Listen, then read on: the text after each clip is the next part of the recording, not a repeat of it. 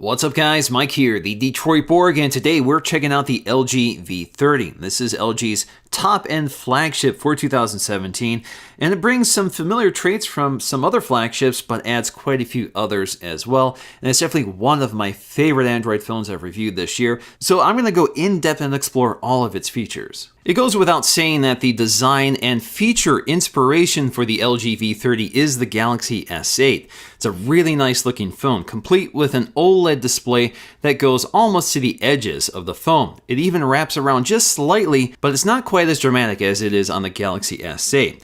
But this display is a huge improvement over the LCD display from the V20 or the G6. So this is a 6-inch Quad HD Plus display. Now this gives us a resolution of 1440 by 2880, so it's a taller display, very similar to the Galaxy S8, with a 537 ppi pixel density.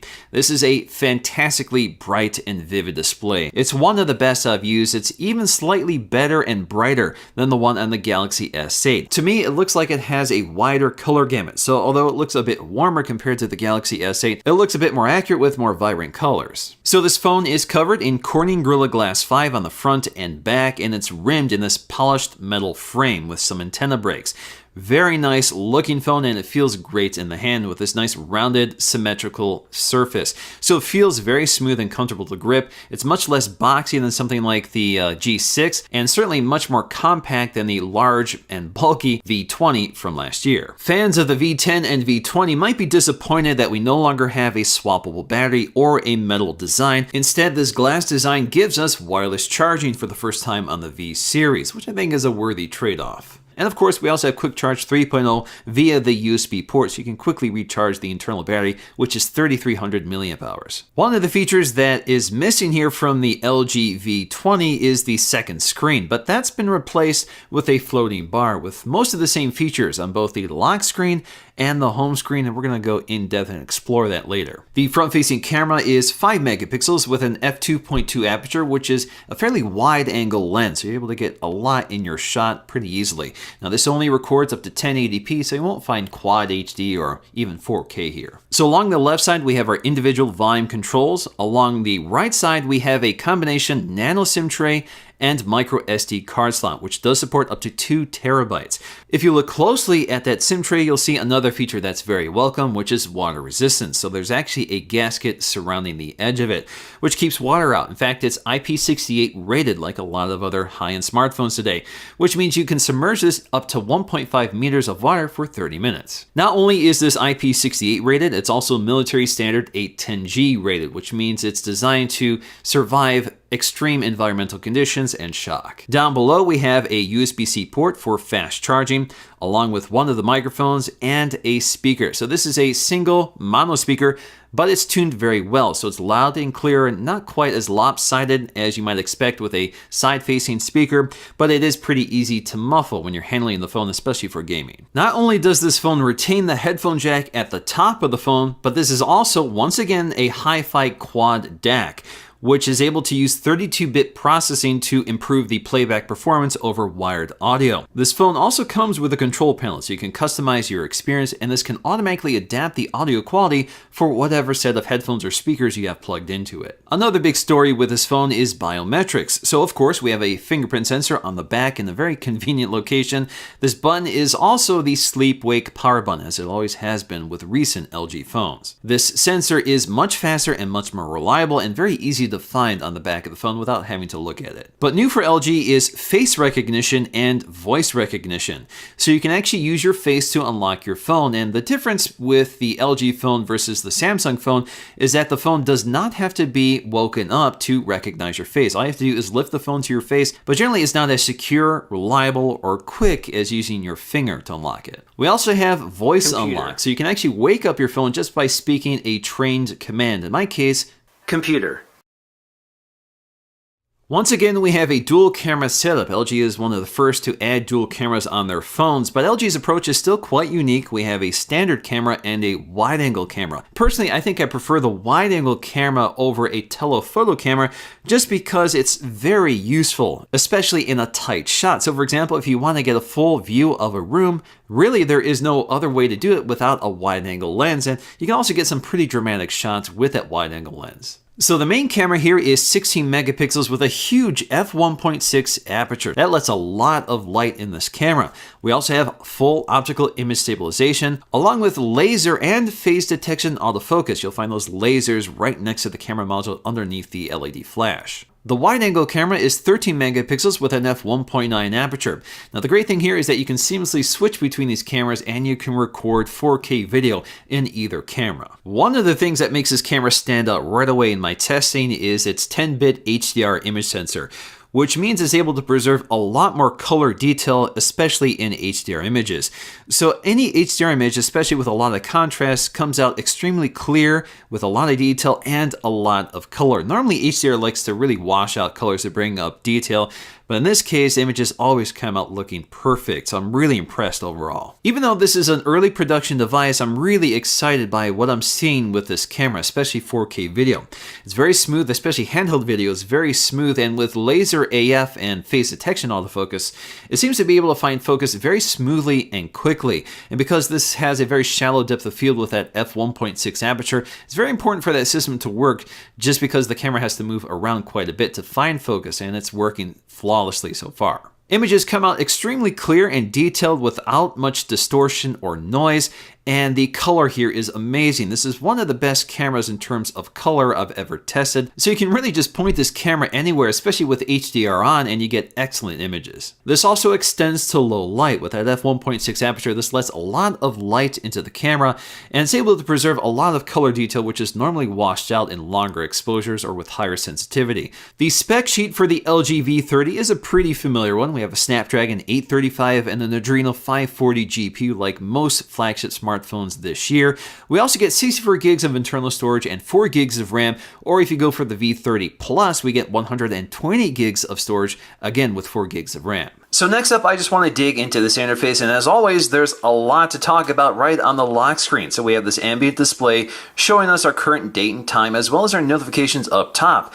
But very similar to the second display of the LG V10 and V20, we also have this up here with this little panel. So we can actually slide across to access very similar features, such as quick access to the camera app, the LED flash, the memo app, and much more. Now we can wake up the screen by double tapping it, and we have quick access to our phone dialer or the camera app, and of course you can customize this with additional apps down below as well.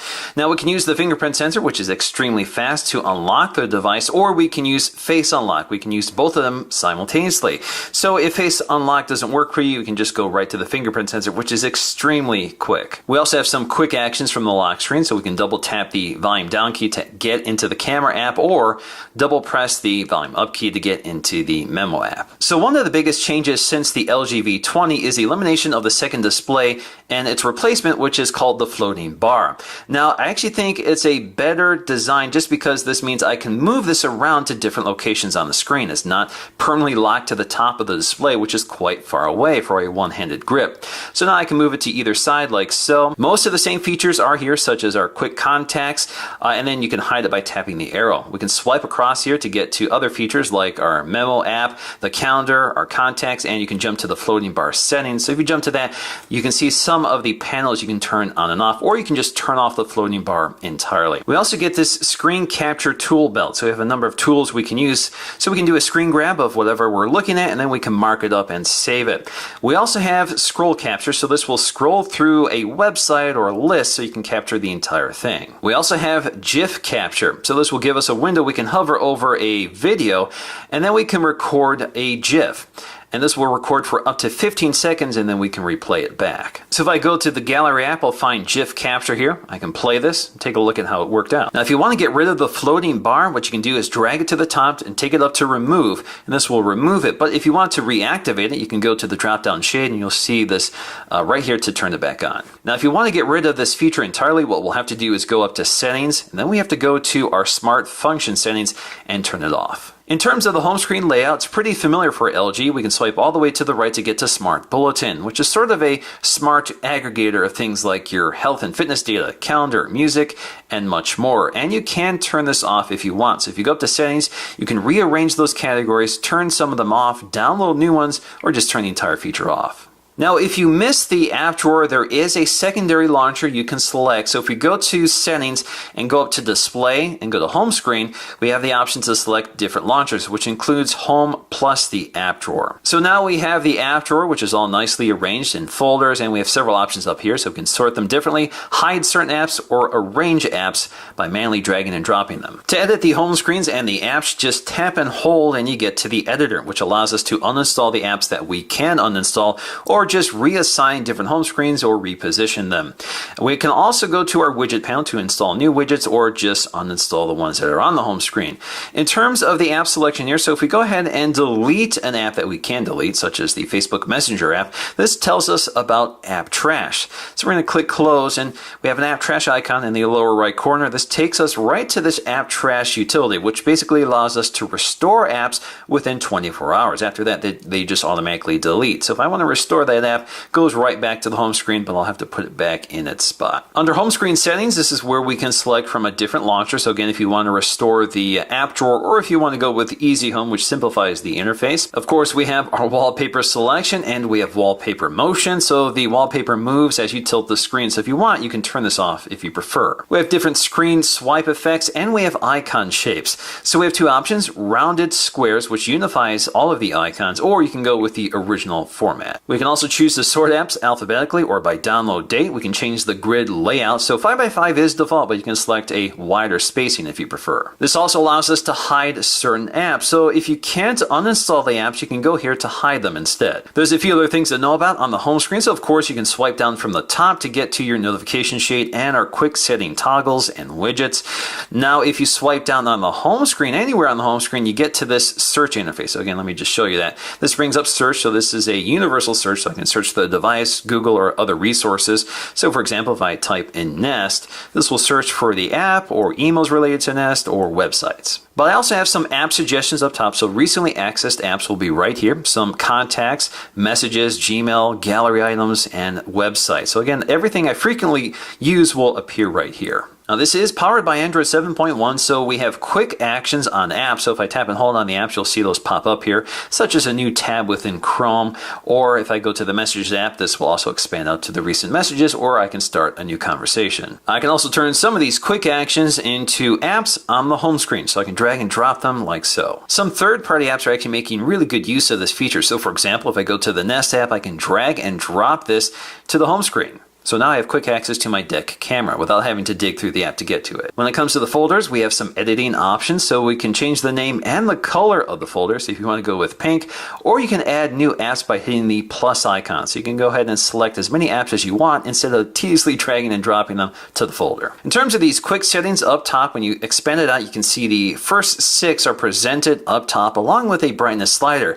But as soon as you expand it out, you can see it sort of changes up. We lose the brightness slider, but we gain screen sharing, file sharing, and all of the currently active quick toggles.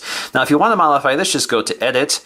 This allows us to turn off some of those widgets, such as the brightness slider, screen sharing, and file sharing, but you can also turn on the volume slider. So if we click Done here, now we have a volume slider in addition to our brightness slider. This also gives us quick access to all of the volume controls for each individual function. This also allows us to edit all of these quick toggles. Most of them have been turned on by default, but if you want to turn some of them off or just get rid of them, just drag and drop it to this blank space below, but you can add as many as you want. We also get something called Comfort View, which warms up the display and strips away the blue light, and you can customize this.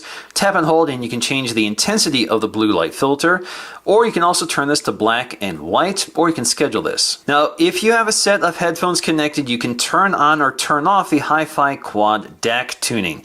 Now, if you tap and hold, this will actually take us to that control panel. You can see that this will automatically adjust the audio to the speakers that are connected to it, or to the headphones that are connected to it. And you can change the volume. We can also change the digital filter, so you can change it from short, sharp, or slow. We can also manually adjust the balance, or we can select a different sound preset or customize it. And anytime this feature is turned on, you'll see it indicated in the status bar. There's actually quite a bit of room within the dock, so if you want to add more apps to the dock, all you have to do is drag and drop them like so. You can add up to 7 apps at maximum. Naturally, with Android 7, we have the Google Voice Assistant, so just tap and hold to get to it. We also have our recent apps, and the viewer is pretty conventional here, nothing terribly different. It's very smooth and responsive. There's a few features to point out here, so of course we can clear all of this out. But we also have side-by-side windowing or split screen. So for apps that support side-by-side windowing or the scaling needed for it, you'll see this little icon right next to it. So if we tap on this, I can open up Twitter on the top of the screen and select another app down below. So now I can resize it like so, if I can resize it. And then I can interact with both apps simultaneously. Now, if I want to select a different app down below, what I can do here is go to the home screen and open up something else. So let's go to the Nest app. So now I can look at my Nest camera while browsing my Twitter feed. Alternatively, I can also hit this key to expand it out, and I can select another recently accessed app, or if I tap and hold, this will minimize the previous apps and just take me back to the top app. Another feature familiar to other LG devices is the option to pin apps. So for example, if you don't want apps to close out when you click clear all, you can go ahead and pin them. So now if I hit clear all, you can see that everything except those two apps were cleared. You can customize this layout. To do that, we're going to go to settings, and under display, we're going to go to home touch buttons. So we can change up the button combination. So we can have 4 buttons at once, and we have these 3 options we can add, but of course we can also rearrange these. So for example, if I want the notification shade, I can go ahead and add that button, or I can rearrange them like so. So if you want the home button all the way to the left, you can do that. So in terms of what the notification shade does, this just basically brings down the notification shade without having to reach toward the top to get to it. Now, in terms of Capture Plus, again, this is a screen grab feature, which is across this device in many different areas. So again, I can do a screen grab here and then mark it up if I want. And I also have Q Slide.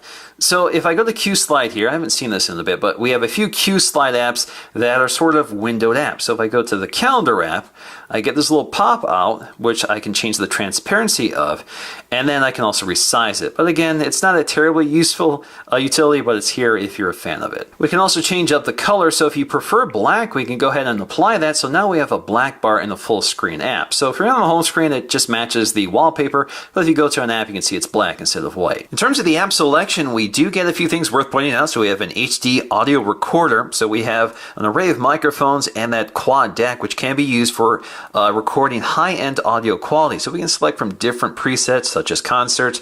We can adjust this. You can see the mic input levels. We have a custom EQ right here and much more. Under smart cleaning, we have basically a device health report. So we can see our internal storage and memory, and we can optimize our device to free up some space. You can see your battery usage. You can enable one of the battery saver modes, and there's quite a few of them, so you get a preview of how much these modes expand your battery life. And then we also have the option to test the hardware, which is kind of interesting. So you can basically test all of these things by hitting test all or individually. So digging into this camera app, the first things you'll see up top is the option to switch between the main camera and the wide angle camera. You can see it makes a big difference. We also have this zoom slider. So I'm going to go back to the main camera here. So I can zoom in or out very precisely, but if I zoom all the way out, this will actually flick on the wide angle camera pretty smoothly. As always, we get a ton of manual modes, especially on this camera. Some of the more popular ones include manual mode for both the camera as well as video. So in terms of the camera, we have the horizon line. We can manually adjust the shutter speed, ISO, focus, white balance, and much more. This also shows us the audio input levels for both the left and right channels, and we can see the bitrate for video. Another option that becomes available under the manual video mode is the option to save your footage as LG SynLog. So this gives you a little more post-production control, but this does not work with the wide angle lens. One of the other new modes is Syn Video, which has a few unique effects. One of them is point zoom. So what I can do here is manually select a point to zoom in and then use the slider to zoom in and out, and I can change the speed. So no matter where you point on the screen, it zooms in on that spot, which is kind of a unique effect. We also have the option to apply different filters. So for example, if you want to add these more creative filters that more closely resemble professional production, you could do that. So some of them include documentary style, scenery style, and much more, and you can change the vignetting or the strength of the effect. So when you're gaming, we have another new feature with LG. So if you bring in the navigation bar here, you can see we have this other control that pops up here, which gives us some game controls. So we can take a break, take a screenshot, or adjust gaming graphics. So if we go to adjust gaming graphics, we can change the resolution or frame rate. So if we go ahead and max this out and click apply, you can see how this affects the game. So definitely with the game maxed out, you can see an improvements in terms of the graphics, and it's able to keep up just fine with it. In terms of what take a break is, so if you click this, this will actually dim the display and lower the resolution to save battery life until you're ready to play again. When it comes to the settings, there's always a lot to explore here. So by default, we have this tab view, so we can tap on these headers to jump to different sections, or you can select list view. Alternatively, you can just search for whatever you want. In terms of some interesting settings, so if we go to Bluetooth, this is a Bluetooth 5.0 device, so you can connect to multiple devices at once and stream audio to separate devices using separate media. So it's kind of nice. Of course, you also have increased range with Bluetooth 5.0. There's always a lot to take a look at under display settings, but what I'm going to focus on here is app scaling. Now, because this is an extra tall screen, some apps have to be scaled to the screen, and that can be done automatically. So you can see the apps that support it, such as Chrome. But if you prefer, you can lock this into 16:9. So if I go to Chrome now, you should see black bars at the top and bottom instead of filling up the screen. We can also manually adjust the screen resolution from 2880 by 1440 down to 2160 by 1080 or 1440 by 720. This will save some battery life, but some of the power saving measures will also do this automatically. Now, there is a difference here, especially if you go to the lowest resolution, but it's not terribly dramatic, but it does look a bit softer. We also have lots of options for the screen color. So normal is default, but you have best for movies, photos, or web, and then you can customize this as well. So if you go to settings, you can really customize the color temperature as well as the RGB levels. We also have the option buried under here to enhance the video color. So if the video player supports full screen mode, this will show the video in a brighter, more vivid color. There's a few other features sort of buried under advanced settings, such as knock on. So if you double tap at the status bar, this will actually lock the screen. We can also enable the mini viewer. So if you want a one-handed mode, all you have to do is enable this feature right here, and you can swipe on the Android navigation keys to minimize the window to the left or right, depending on the direction you swipe. So you can manually resize it like so, or if you want to exit, just hit the X key. This is also LG's first Daydream VR device. So we have a few VR settings.